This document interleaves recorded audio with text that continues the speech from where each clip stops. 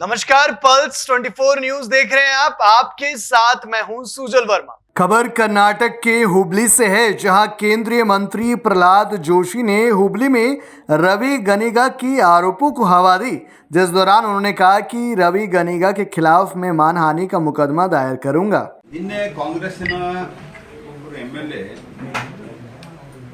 100 ಕೋಟಿ ಆಫರ್ ಮಾಡ್ಯಾರ ಅಂತ ಹೇಳಿದ್ದಾರೆ. 100 ಕೋಟಿ ಎಲ್ಲದ ಅಂತ ಹೇಳಿದ್ರೆ ನಮಗೂ ಸ್ವಲ್ಪ ಸಿಕ್ಕರೆ ನಾವು ತಗೊಂಡ್ಬರ್ತೀವಿ. ಒಳ್ಳೇದು. ಎರಡನೇದ್ದು, ಒಬ್ಬ ಇಬ್ರು MLA ತಗೊಂಡ್ರೆ ಏನು ಉಪಯೋಗ ಆಗುದಿಲ್ಲ. ಯಾಕಂದ್ರೆ ಈಗ ನಮ್ಮ ಕಡೆ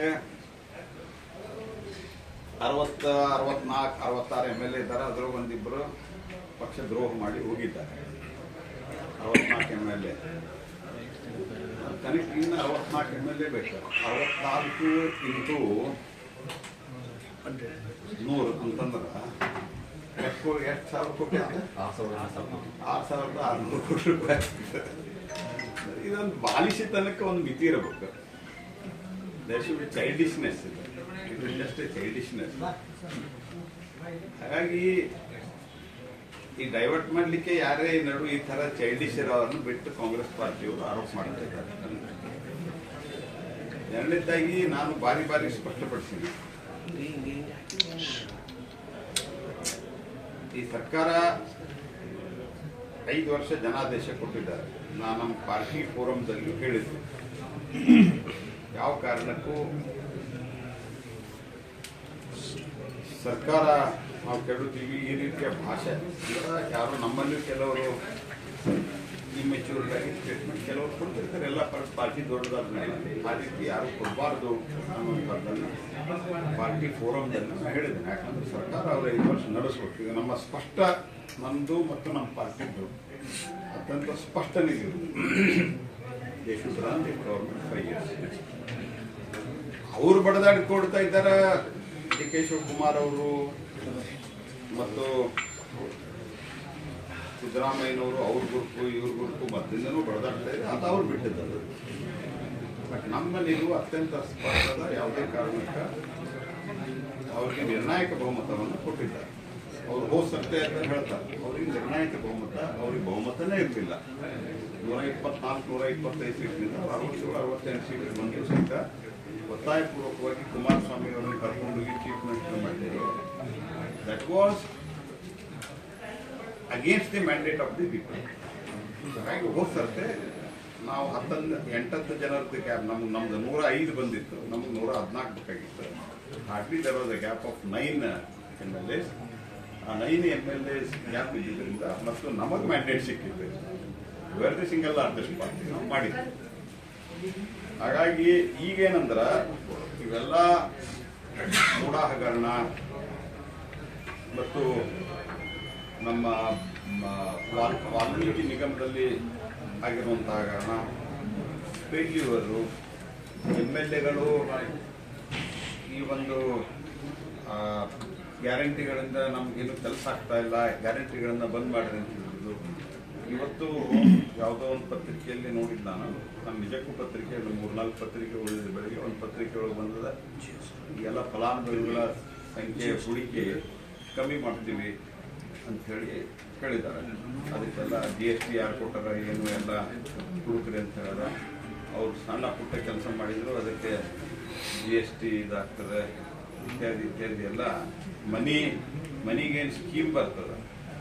ಗೌರ್ಮೆಂಟ್ ಸರ್ಕಾರಿ ಮನೆಗಳ ಸ್ಕೀಮ್ GST ಹೋಗಿದ್ದಿಲ್ಲ, ಆ GST ಬಂದಿದ್ರು, ಅದನ್ನೆಲ್ಲ ಅವ್ರಿಗೆ ಹೋಗ್ತದೆ. ಇದೆಲ್ಲ ಒಂದು ರಿಪೋರ್ಟ್ ಯಾವ ಪತ್ರಿಕೆಯಲ್ಲಿ ನನಗೆ ನೆನಪಿಲ್ಲ, ಪತ್ರಿಕೆಯಲ್ಲಿ ಇವತ್ತು ಬಂದಿದೆ.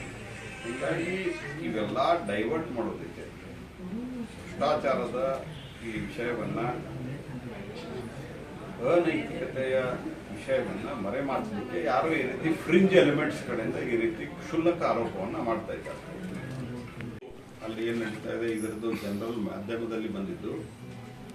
ಇದೊಂದು ರೀತಿಯಲ್ಲಿ ಈ ರೀತಿ ಆ ರೌಡಿ ಶೀಟರ್ ಜೊತೆ ಕೂತ್ಕೊಂಡು ಜೈಲಿನಲ್ಲಿ ಸಿಗರೇಟು ಮತ್ತು ಕಾಫಿ ಜೊತೆಗೆ ಅವ್ರ ಜೊತೆ ಕೂತು ಫೋಟೋ ಹೊರಗಡೆ ಬಿಡೋದು, it is A deliberate plan. ಇದು ಸಾಕ್ಷಿಗಳನ್ನು ಹೆದರಿಸಲಿಕ್ಕೆ. ನಾನು ನನ್ನ ಹತ್ರ ಇಷ್ಟು ರೌಡಿಗಳಿದ್ದಾರೆ, ನನಗೆ ಜೈಲಿನಲ್ಲಿ ನಾನು ಹಿಂಗಿದ್ದೇನೆ, ನನಗೇನು ಮಾಡ್ಕೊಳ್ಳೋದು, ನೀವು ಯಾರು ಬಂದು ಸಾಕ್ಷಿ ಹೇಳ್ತೀರಿ ಅವರನ್ನು ಮುಂದೆ ನೋಡ್ರಿ ಅನ್ನುವಂಥ ಮೆಸೇಜ್ ಇದೆ.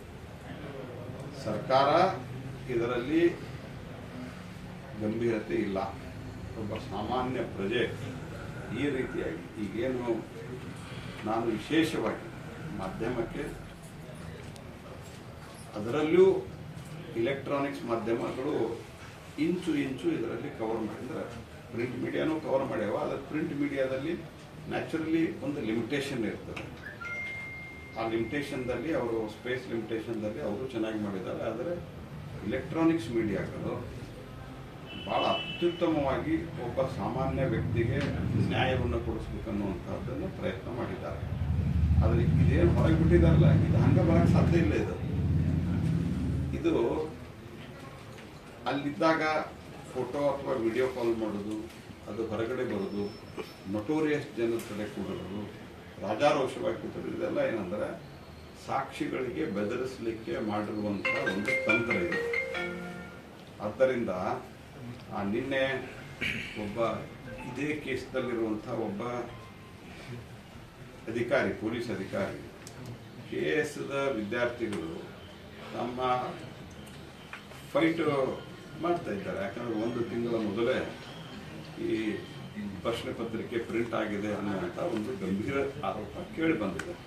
ಅದರ ವಿರುದ್ಧ ಅವರು ಪ್ರತಿಭಟನೆ ಮಾಡ್ತಾ ಇದ್ದಾರೆ. ಫ್ರೀಡಮ್ ಪಾರ್ಕ್ನಲ್ಲಿ ಅವ್ರನ್ನ ಹೋಗಿ ಒಳಗಡೆ ಕೂಡಿಸಿದ್ರೆ